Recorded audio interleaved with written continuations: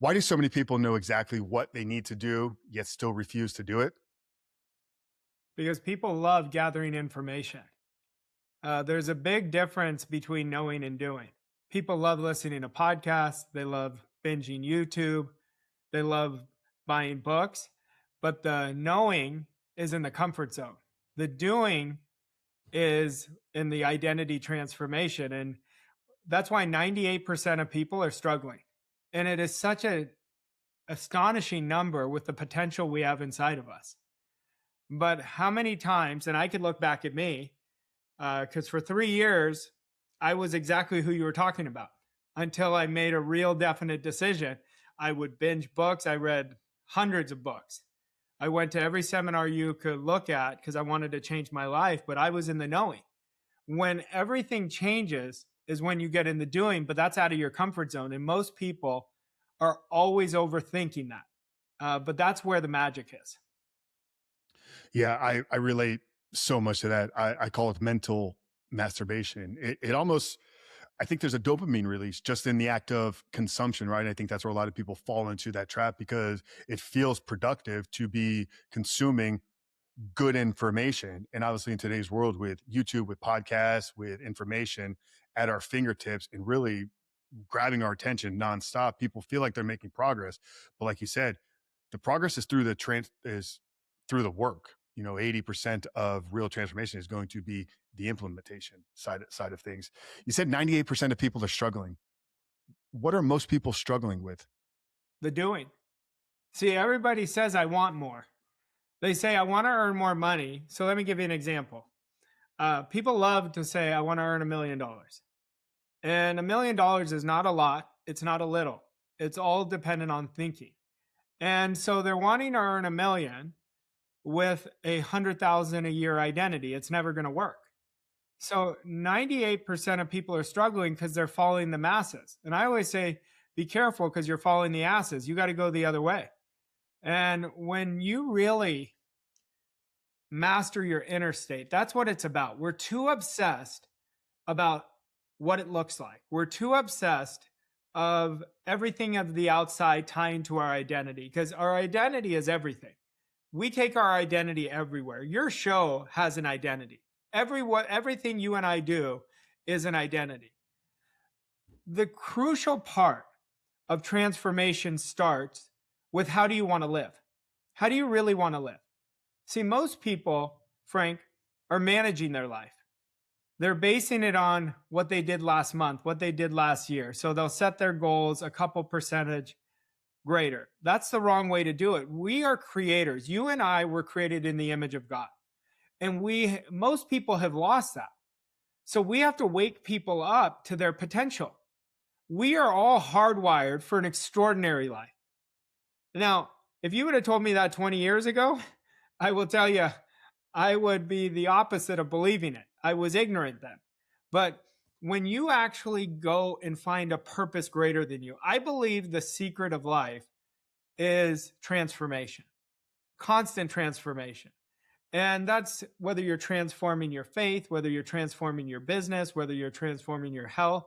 Every goal that I've ever set, when everything changed in my favor, I changed it to transformation, to changing my life. And that's where the magic is. Do you think most people aren't clear on what they actually want out of life, or are they afraid to admit it to themselves? I think both. I think they're not clear because they're afraid to commit because they don't believe they can do it. And the reason they don't believe they can do it is because of the past. They're letting their past define their future. And we have to separate. Our identity is not the past. Our past is history. Our identity is what we're doing in this moment. The very best question that any of us can ask ourselves if we want to have identity transformation is, who am I being right now? So if we ask that, everything is based on a state. And I'm not trying to go woo-woo on you, but everything is a state. Just like you walk in a room, you'll see somebody with bad energy. You're like, I got to get way away from them. Well, you're picking up their state intuitively. Well, that's what the universe is picking up. The universe responds to our identity more than anything else. It doesn't respond to, I'm a good person. It doesn't respond to, um, you know, I've done nice things in the past. It responds to who we really are. That's why our standards, more than anything else, will change your life. And everybody thinks they have higher standards than they really do. What I like doing is asking myself, what evidence do I have today at the end of the day that I really did live my standard? Not just I have a standard, because our standard is who we are on our worst days, not when we're motivated, not when we just had all these wins, but what happens when we get knocked in the mouth? What happens when adversity hits? That's when the standard, if you build it, and on average, it takes 60 days to install one standard. And most people are overcompensating it. They're saying I have standards because going into the beginning of what we were talking about, I'm listening to podcasts. I really want to transform. But transformation is a verb. It's not just an identity, it's a verb. We've got to act our way into transformation. That's why Emerson, one of the greatest teachers who ever walked on this planet, he had a great quote. He says, do the thing will give you power. He didn't just say study the thing. He didn't just say think the thing. You have to step out and have that visceral experience. And that's where true expansion, explosive growth, and massive transformation happens. Yeah. And I definitely want to get through your story and how you started to work with Bob and, how that led to everything that you're doing here today. But I want to stay on this right now. And I want to, because we're talking, higher level ideas here. I want to kind of bring this down here to home because I think there's a valuable takeaway that we can give the audience right now. So you said the most important question that people can ask themselves is, who am I being right now? You then followed up with saying that our state is what's driving our identity in the moment. So I guess connecting these two ideas together, what states are people in that are keeping them stuck?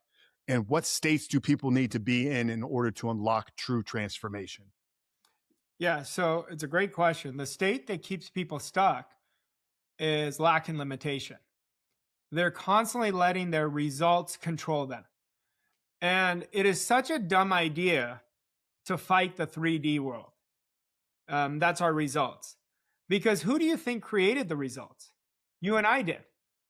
So we created by our thinking, because thought is the cause of all, by our feelings and by our actions. So when we're fighting it, we are giving away all our power. It demands, like transformation at the identity level, demands extreme ownership. Because you and I are the only problem we're ever going to have and the only solution. So we've got to stop giving our power away to the outside. The outside is such a dumb idea to give our power away. And let me tell you why. It was based on the past. It's not based on who you are right now. And transformation is not about perfection. It's about progress. It's about consistency. Now, the man or woman that's most consistent always wins. But what is the prequel to consistency? Commitment.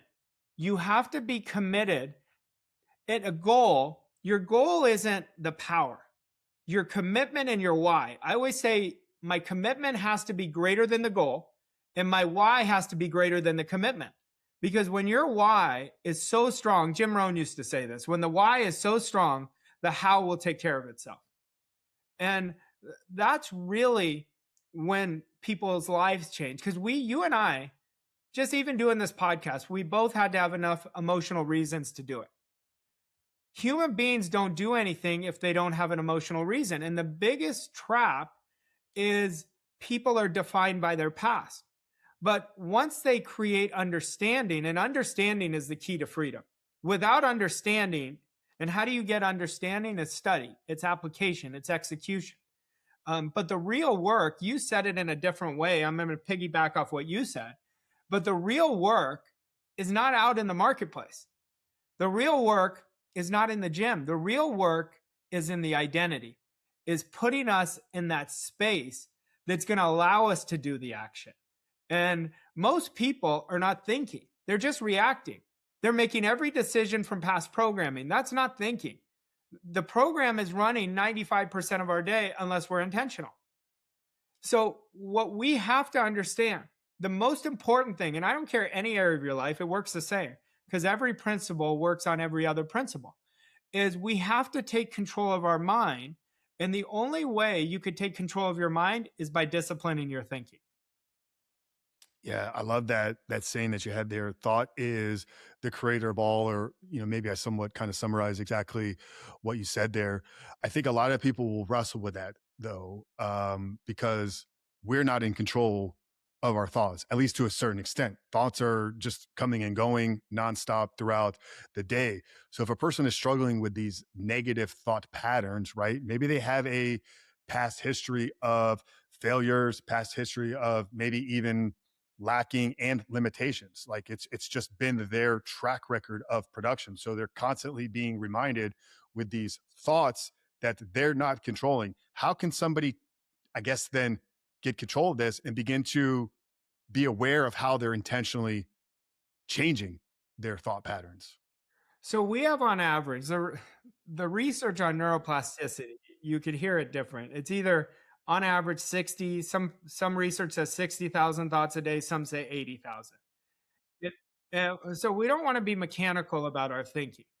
But how you create discipline is through accepting and rejecting ideas.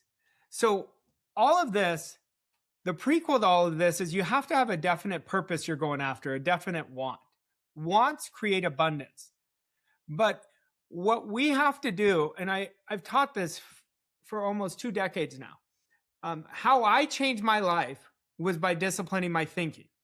And I've never stopped. For 30 days, I created I guess you call it a formula, a method, a framework, where I refused to accept anything that was not aligned with my future self and my goal. And I have clients ask me, how did you do it?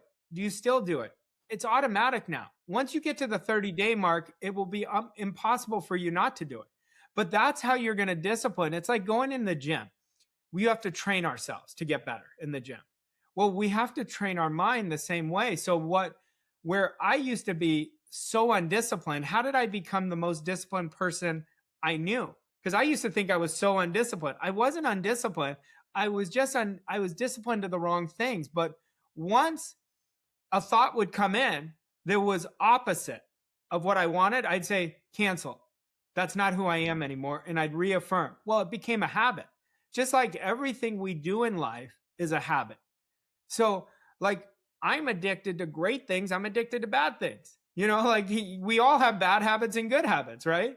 So, if you look at it, no, when somebody wants something so badly, that's what Socrates said. He said, you have to want your goal as badly as you want to breathe. And you're going to start disciplining yourself to train yourself to think in a certain way. Because sometimes you'll see how powerful the mind is. Because when we focus on what we don't want, we're obsessed about it. We're just constantly thinking about it. Why? Because our subconscious is impulsive. It only responds to feelings and repetition. So we've got to start learning how our mind works. Most people, if you ask 99% of the population, they know they have a subconscious mind, but they don't know the laws of it.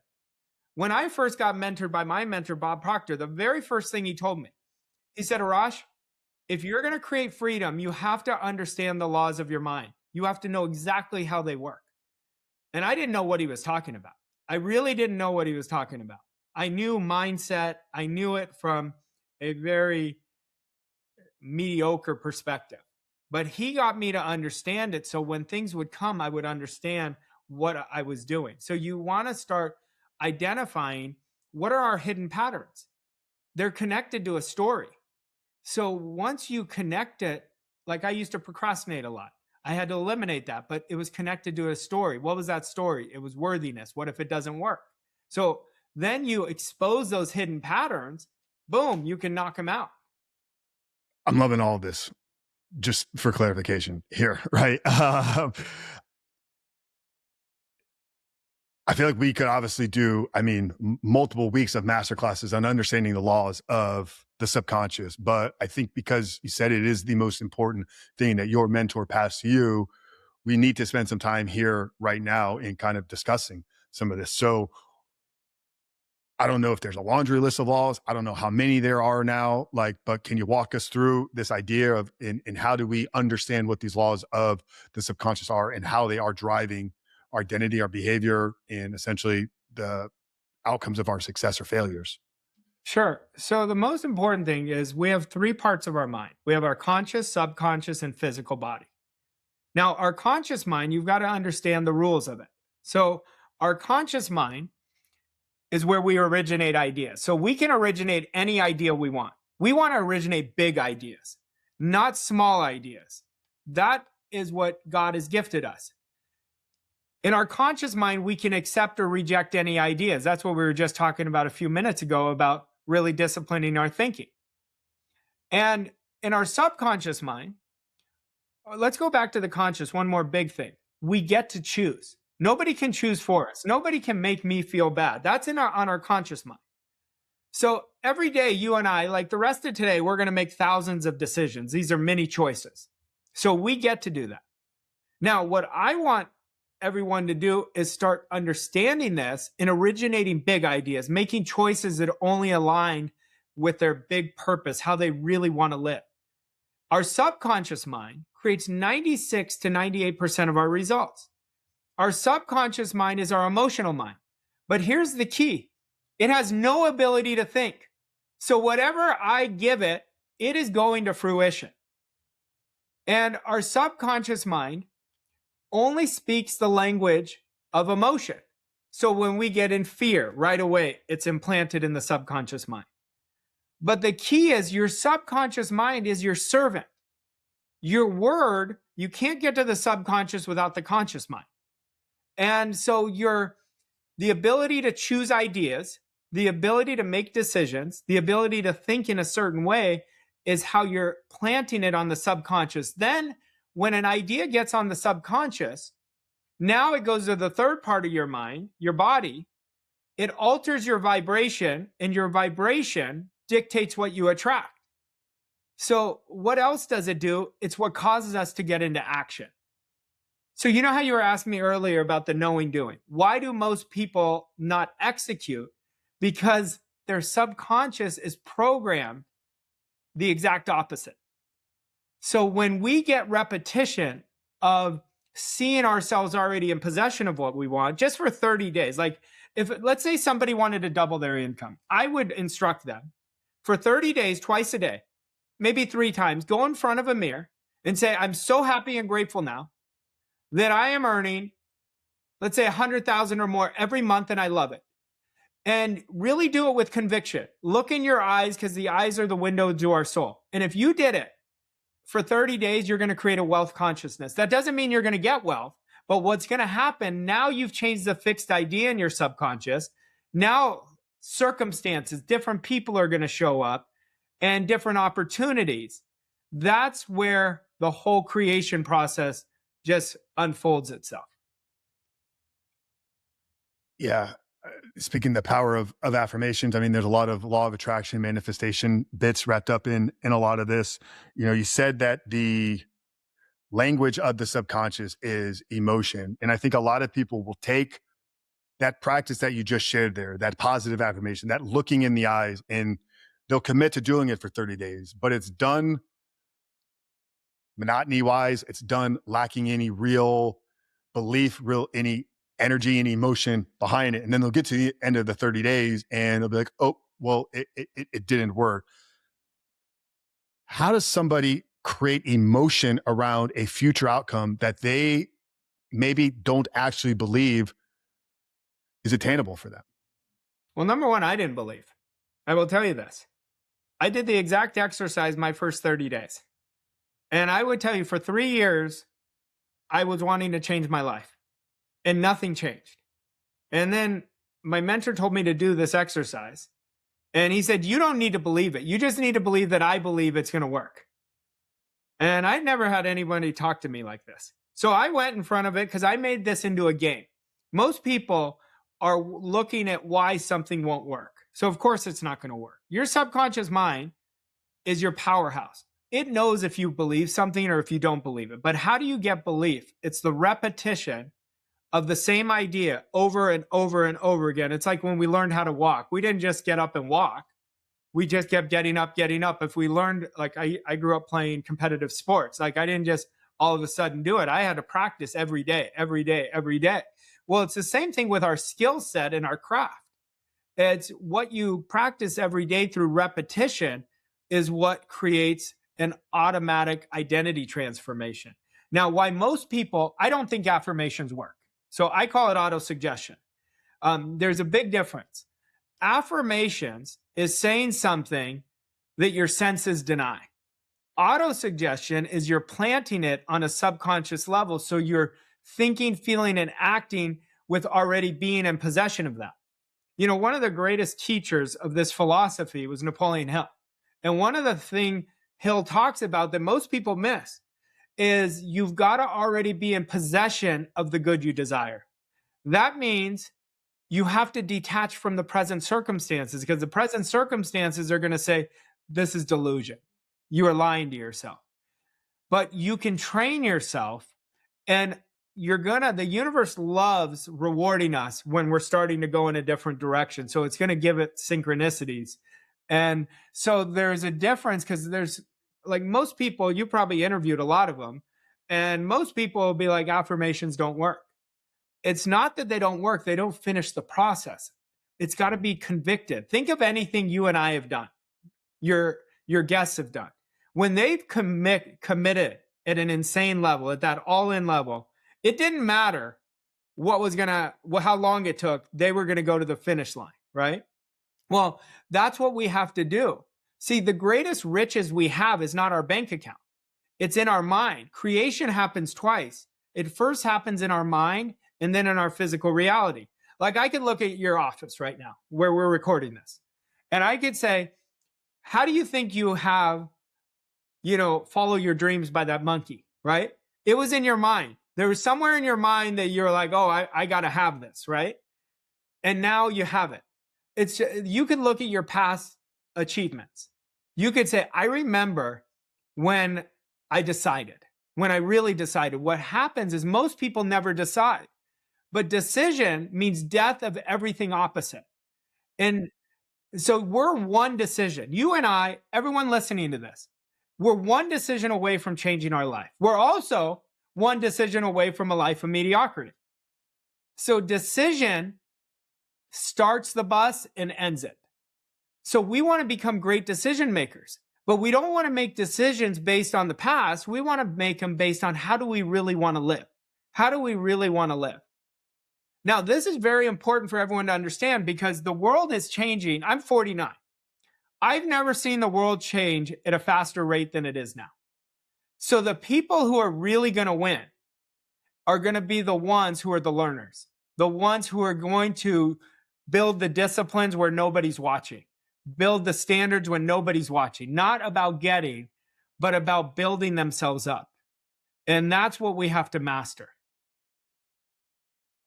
Yeah, I remember when that visualizing, bringing it into reality, my first experience with it, 25 years old, was the first time I stepped on a bodybuilding stage. Now I was an overweight kid, 15 years old, got picked on, a lot of shame wrapped around that, a lot of anger. I found the gym as a high school athlete, committed my life to it. By my early 20s, I fell into the world of bodybuilding.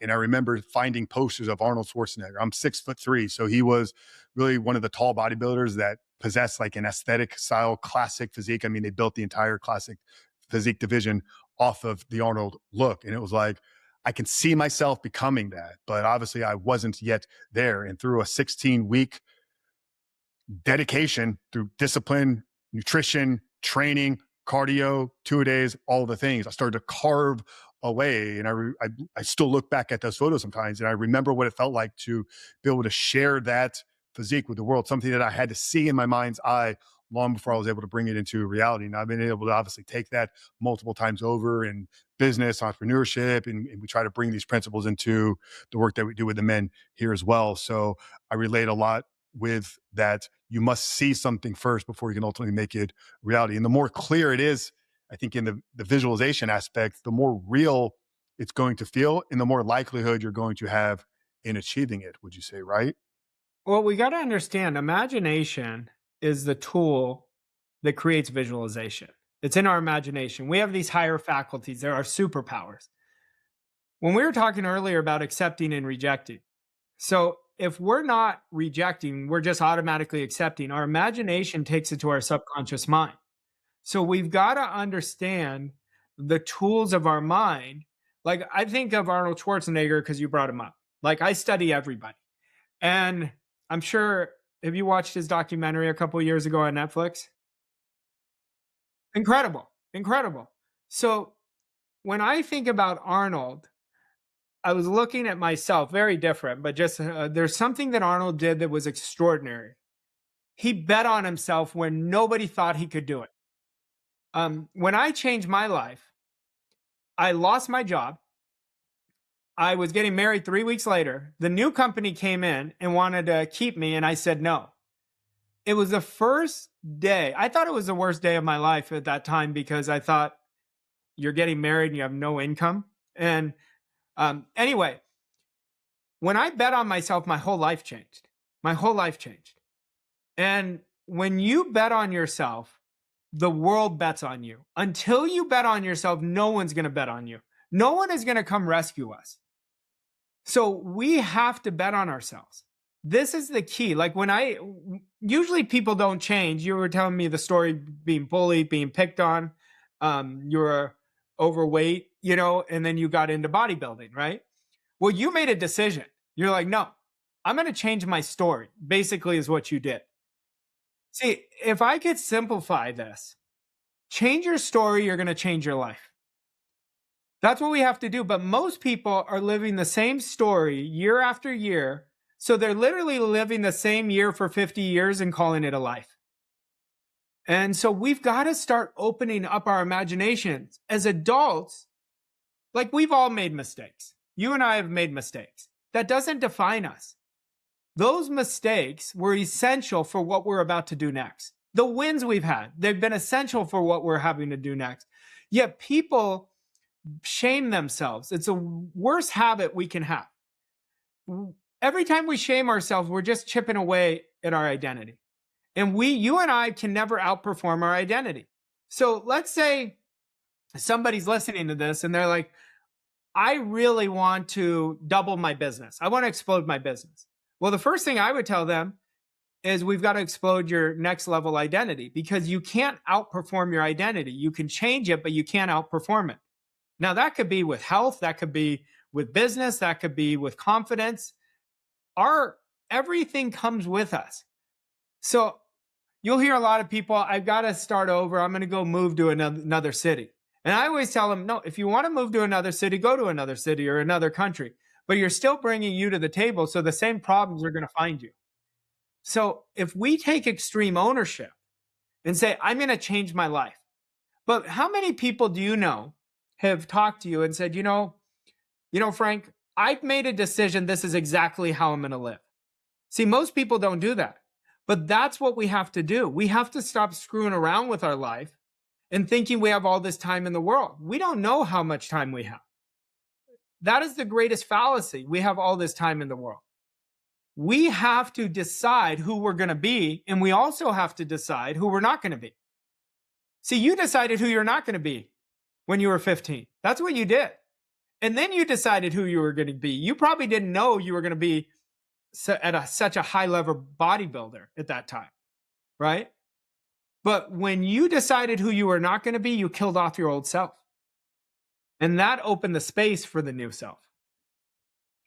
Yeah, I want to follow up a question here with that specific point, but I just want to point out that what you said, I've never heard it phrased that way before. And it's if we're not rejecting something, we're accepting it in our subconscious, right? And I think a lot of people walk around with these patterns of thoughts of failure, of letdown, of old identities, and our world will be of addict, of relapse, of triggers, of things that they're going to fall into. And those thoughts come in and they may not consciously just say, yeah, that's my belief, but they are not intentional enough about rejecting that thought. And what you're saying is that if you are not rejecting it, you are telling your subconscious that it is okay to accept it. That's exactly what you're doing. You have to become, I always say you have to get your PhD in accepting and rejecting ideas. But we got to understand this. A negative idea gets implanted in us 18 times faster than a positive idea. So I would rather teach people how to lessen the negative ideas than to think more positively. Like, I don't look at this as positive thinking. I call it accurate thinking, thinking in a certain way, thinking based on how you want to live. Now, what I'm asking people to do is takes a lot of mental energy in the beginning, but it creates so much freedom, so much freedom. And I work with a lot of people who have had alcohol addiction, drug addiction. And they come to me and they say, "Do you know you teach like the 12-step method?" I said, "No, I have no idea." But these teachings go down thousands of years, but everything we do, we can change. Like right now, if I'm doing something that is not moving the needle, I'm not thinking. I know that. Okay? I know that. So when you train yourself, now I've been doing this for 2 decades. So like it's not like the first month I was a master at this. It wasn't. The first decision of betting on myself, something got activated in me that had never died since. And I'm hungrier now than I've ever been. And I will tell you, once you get this philosophy and get the understanding, it will change your world. Is there a practice for somebody, something that you teach in your coaching, a framework, a daily habit, a ritual, pattern interrupt in the moment when they have this negative thinking to get into what you said, accurate thinking? So, how does somebody that has repeated patterns of negative thinking learn to or practice not accepting those and actually rejecting them? How does somebody get into accurate thinking? So what I do, everything I do is a framework. One of my big things is when I was first studying this, before I got mentored by my mentor, it sounded good, but no one ever gave you a how-to. That was my frustration. There was so much information, but there was no direction. So I told my mentor, I need direction. If you give me direction, I'll go find the money to invest. And he said, "Of course, I'll give you direction." Well, my framework that I teach my clients with this is I say, put an alarm on your phone every 3 hours. So the alarm goes off. Let's say it's noon and the alarm goes off. And then I said, observe the previous 3 hours. What were you thinking? What state were you in? And it doesn't matter if it was a great state or a negative state. If it's a negative state, I tell them to create a 30-second image of them already achieving their goal. That automatically alters the state. But every 3 hours, you are going to see a pattern. So the same negative thoughts come up every hour. There's like 5 of them. I can never do this. I don't have the money. I made mistakes. It's going to be around the same 5 ideas. So it's not like we have to change 100 ideas. We just have to observe them, to expose them and change them. Now, if you do that for 30 days, you're going to be on your way. You're going to be off to the races with it. When I shared my story of the bodybuilding and the Arnold, Schwarzenegger poster and, having something that I was running towards, it carried me a long way through my bodybuilding journey of having this physique that I was aiming, like a physique of perfection, which I never reached. I got close, very, very close to it, but obviously I'm not Mr. Olympia. I'm not the greatest bodybuilder of all time. I have my own limitations physically, but I always had something I was running towards. But early on in the journey of bodybuilding and fitness transformation, I was running from pain. I'm curious for you, if you think it's more important for people to have a pain that they're trying to get themselves out of, something that they're running from, or more important to have something that they're running to. Well, number one, we're motivated by 2 factors, pain or pleasure. No one transforms until they have a reason to transform, so it's pain. Like I didn't transform until I hit rock bottom. And so it's really what is the greatest thing to get you started. If it's pleasure, great. If it's pain, great. It's whatever works for you. So for me, it was pain. To this day, it's still pain. That's my motivator because I never want to go back to mediocrity. My greatest fear is to go back to mediocrity. That's what motivates me. So it's really in each individual what is really going to create the biggest lift. I love it. Love it. You talked a lot about your mentor, Bob here, Bob Proctor. Obviously, a lot of the audience is going to be familiar to a small degree, maybe with his work. Maybe some know him better than others.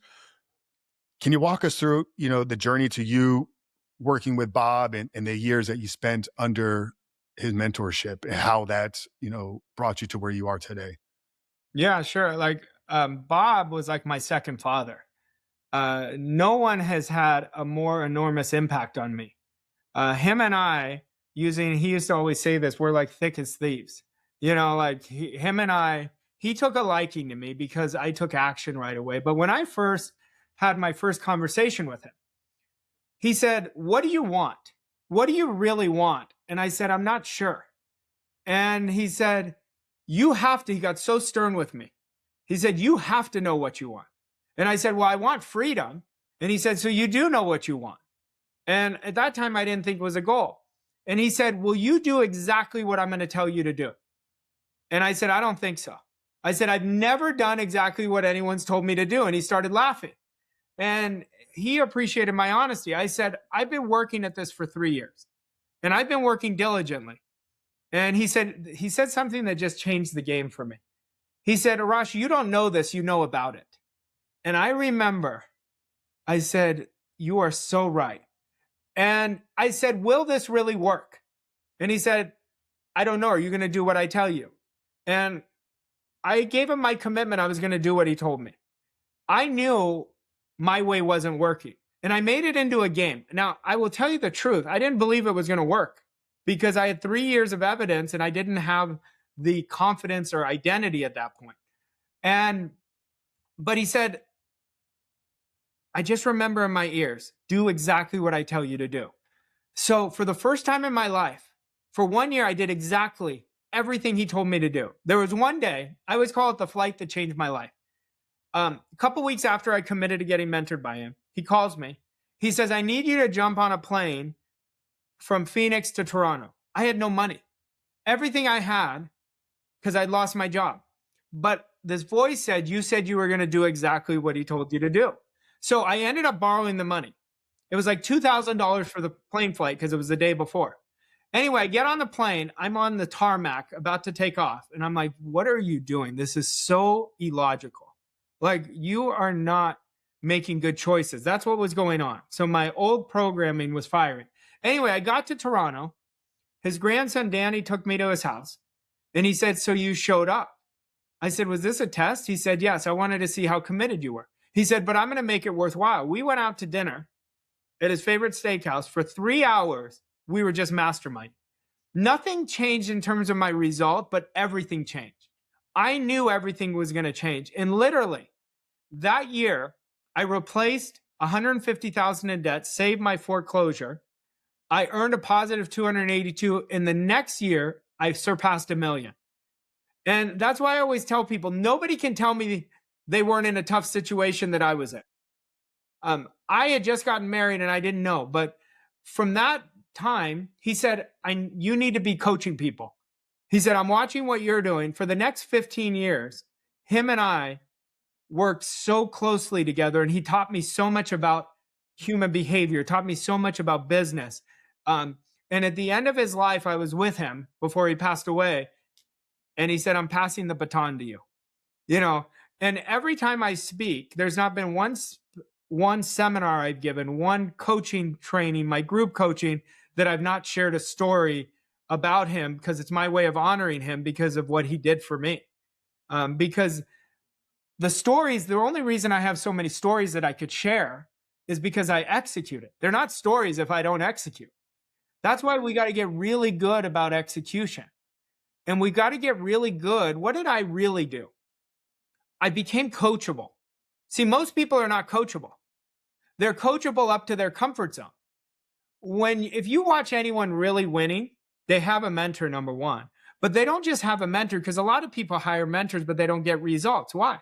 Because they're not coachable. They're not following direction. We got to get so good it finding somebody who's already performing the results we want to perform and then do exactly what they tell you to do. That's the greatest cheat code in life. And that's like, I could tell you so many stories of what happened. Yeah, no, I have similar experiences with coaches myself, and just bringing back the story of my first bodybuilding competition because it's been talked about a couple times throughout this conversation.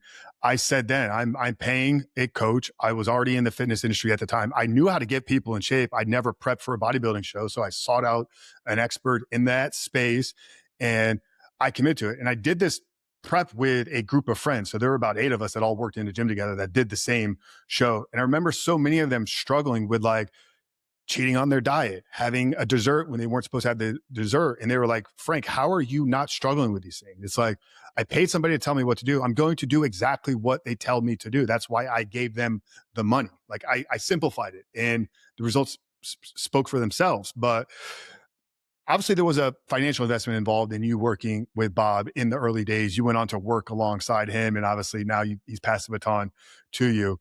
How important do you think it is for people to make that investment? Right? It's obviously it's not that he was giving you more information. Information is in abundance, and maybe not as much accessible as back then it is today. But as we talked about already, people aren't lacking information. Like sometimes is it the buy-in? Is it the belief? Matthew 26:7 says, where your treasures go, your heart will follow. I think that's a scripture that supports like sometimes you got to put money on the stake to actually buy the belief in of yourself that you're going to be able to do the thing that you say you're trying to do.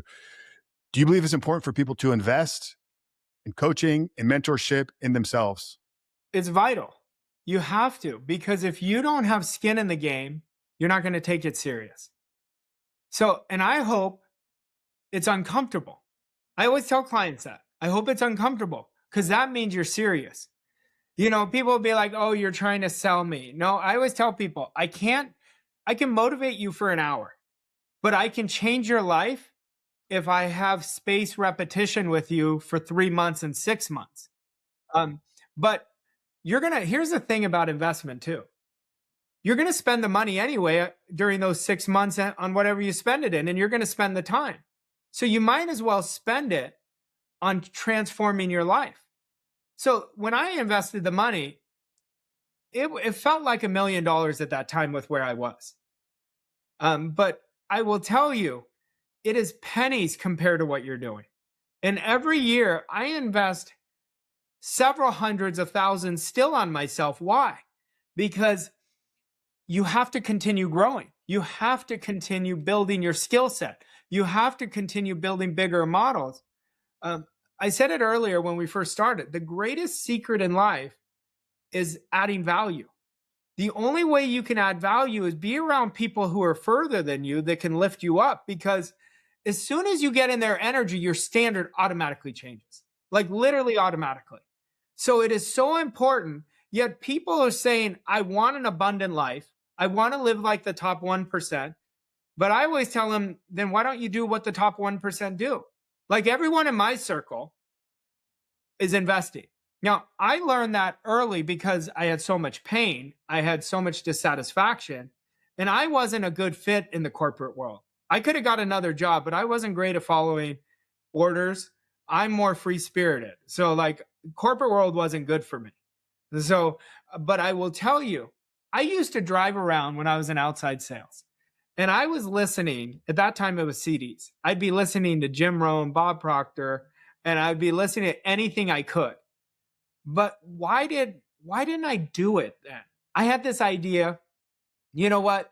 As soon as I replace my $110,000 income, then I'll quit.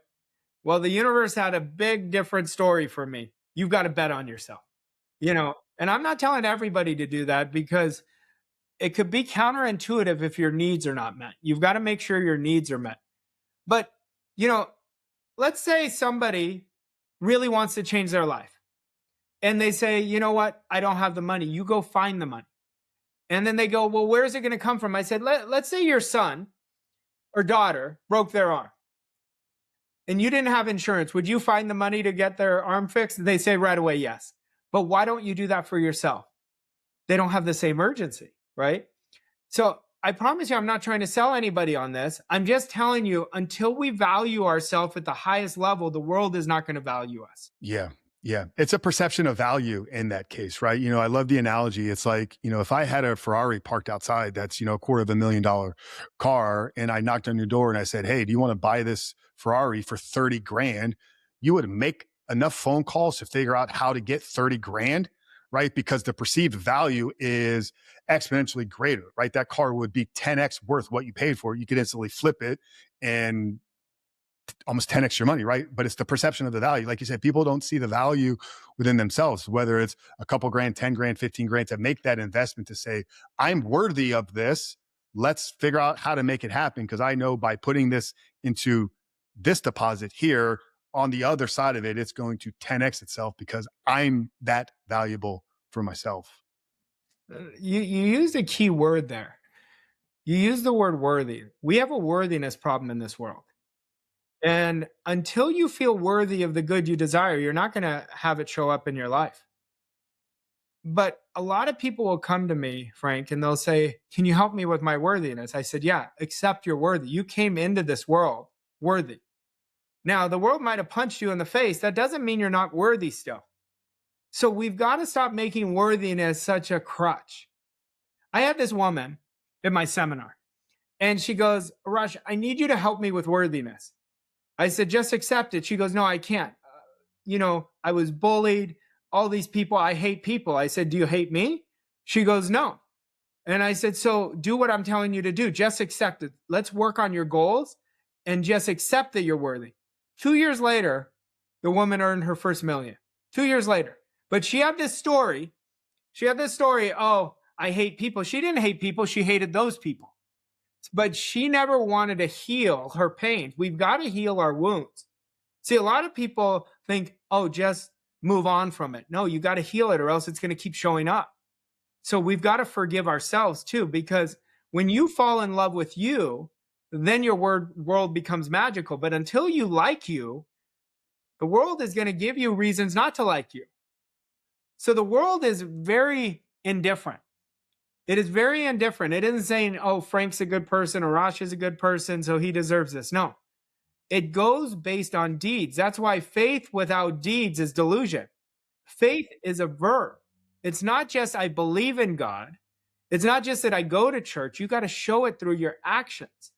So if you're hesitating all the time, it's that survival identity that is holding you back. And here's what we've got to understand. Our old self, for high performers, our old self is going to come in 12 to 15 times a day.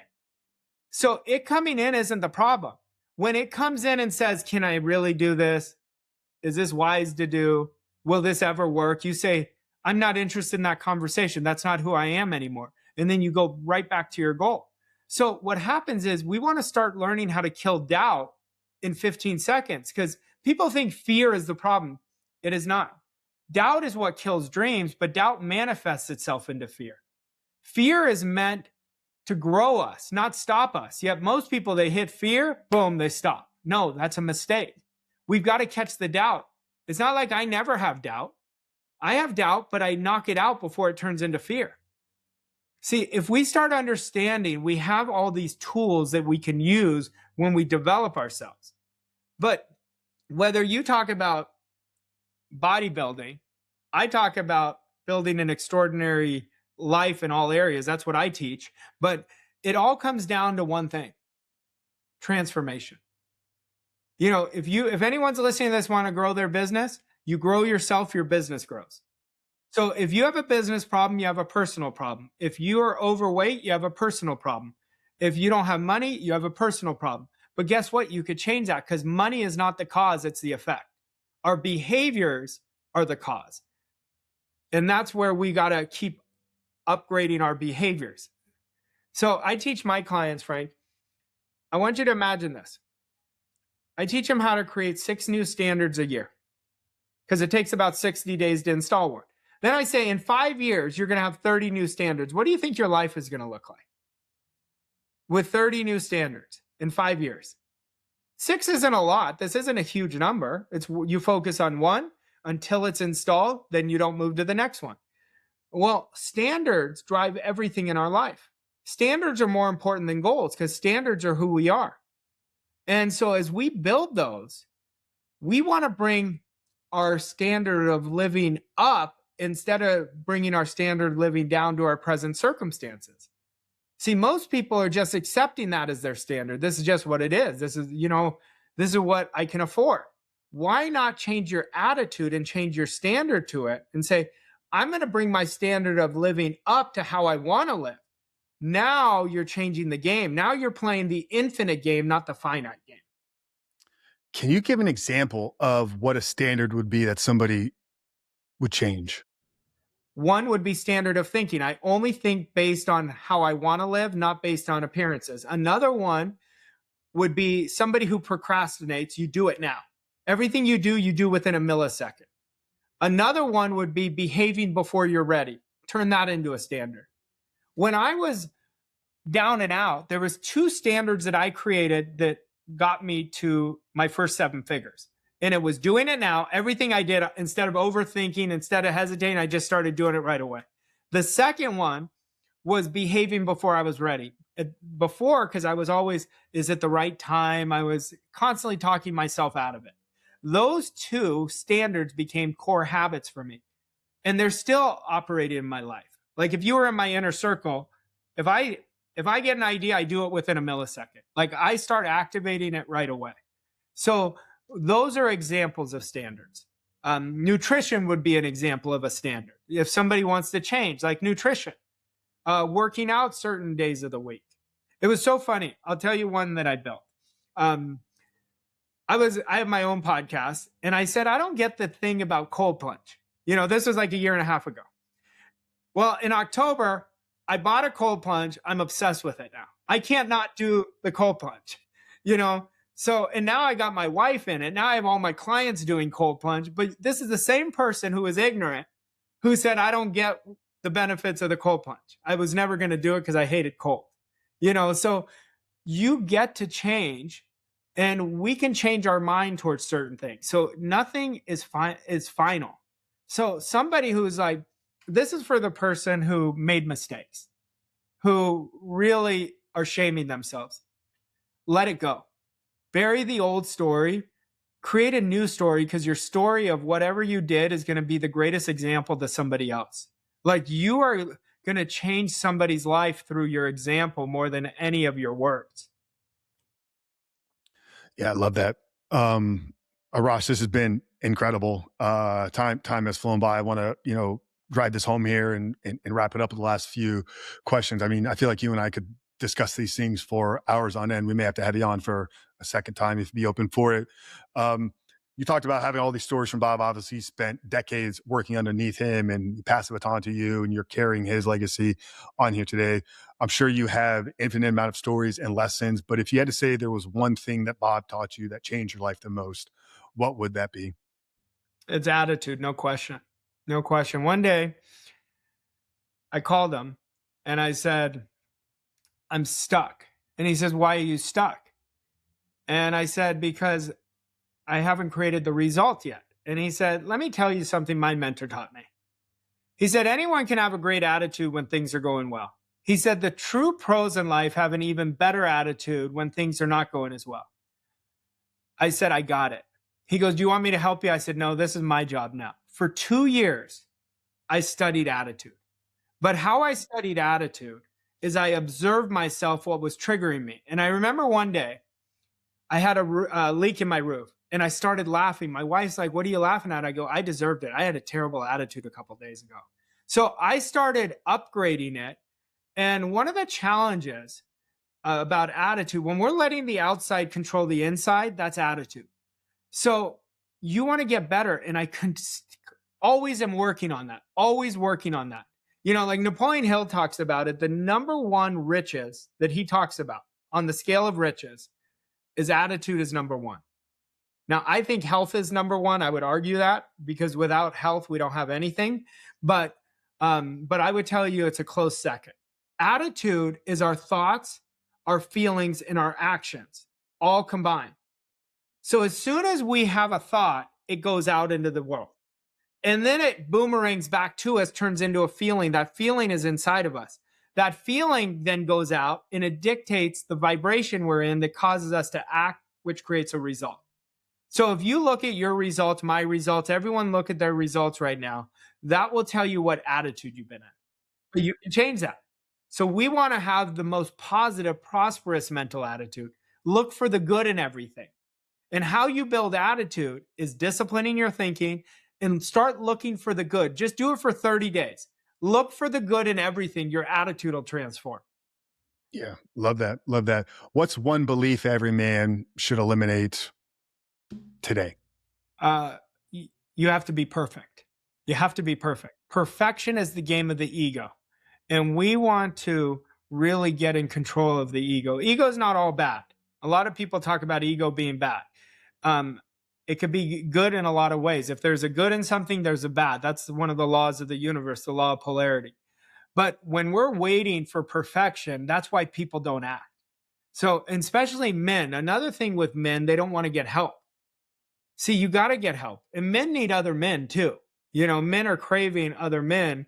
So there's so much I could talk about with men and the men I coach because of how important it is.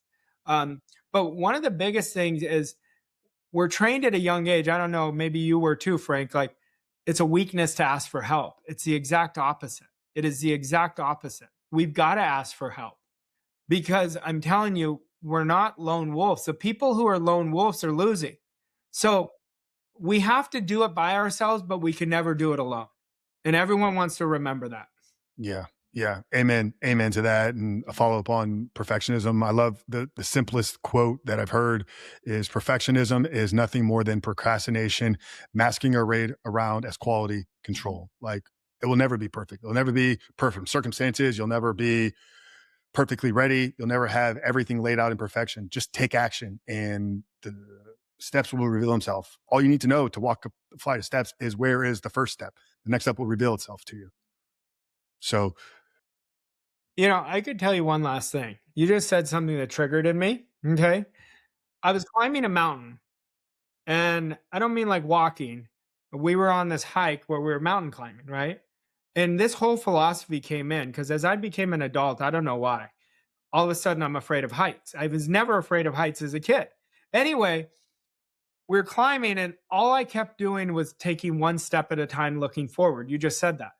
And I was thinking of this philosophy. That's what we have. Our soul is for expansion and growth. It's not looking at what we did in the past, it's looking at what's next. So if we just are looking forward and we look at nature, nature teaches us everything. We don't drive our car in reverse all day long. We've got to stop living in reverse. You know, so we've got to kill off our old story. Our old story is dead. You know, there's a great book called The Science of Getting Rich by Wallace Wattles. He says, let the dead bury the dead, meaning let the past die. yeah, love this. Arash, incredible conversation. Tell us about Voss Coaching, who it's for, where the guys can learn more about it. We'll wrap the conversation up with a last and final question. Sure. Yeah. You know, I work with people in 100 countries. I work with people all over the world. We do seminars, we have coaching programs. We take people who are inspirationally dissatisfied, who are sick and tired of being sick and tired. It doesn't mean they're not doing well, but they're grinding. They're constantly. And you know, I take them and I work very close with them to create transformation. So we have all different types of coaching programs. And if you want to learn more about it, just go to our website, vosscoachingco.com. I'm on Instagram. I'm on YouTube just under my handle, Arash Vossoughi, and you can find us. And I also have a podcast called the Seven Figure Standard Podcast. And those are ways you can get there. Incredible. Guys, we'll have all the links to the coaching site, to the Instagram, to the socials, to the podcast plugged down there in the show notes. Make sure to give him a follow and explore the different options in coaching and seeing if it's a fit. If today's conversation resonated with you, explore going a little bit deeper and seeing if Arash and his team can help you change and transform your life and unlock that next layer of success. We love to end the conversation here with the same and final question. Obviously, the title of our show is called The Superhuman Life. It's been a journey for me of really defining this in my own perspective, but I love to get the guest take. So as an expert in the space of transformation, Arash, how would you define living a superhuman life? Only one way, living on your terms, not worrying about what other people think, doing what you want, when you want, as often as you want, with whomever you want. To me, that's living. Mic drop moment.